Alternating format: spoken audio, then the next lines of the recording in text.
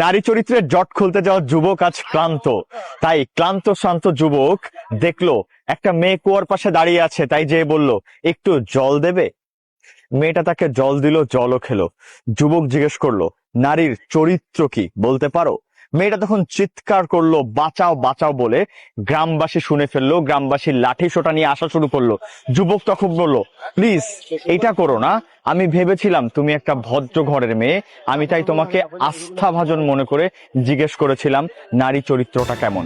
তত সময় চলে এসেছে গ্রামবাসী। মেয়েটি ঝটপট করে কুয়োর পাশে রাখা কলসির সমস্ত জল নিজের মাথার উপর ঢেলে ভিজে যেয়ে গ্রামবাসীকে বলল, আমি পড়ে গিয়েছিলাম কুয়োতে, এই ছেলেটাই আমাকে বাঁচিয়েছে, সে না থাকলে হয়তোবা আমি মারা যেতাম।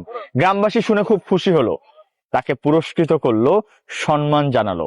গ্রামবাসী চলে যাওয়ার পর মেয়ে বলল, বুঝেছো তো নারী চরিত্র নিয়ে প্রশ্ন করাটা কতটা ভয়ঙ্কর।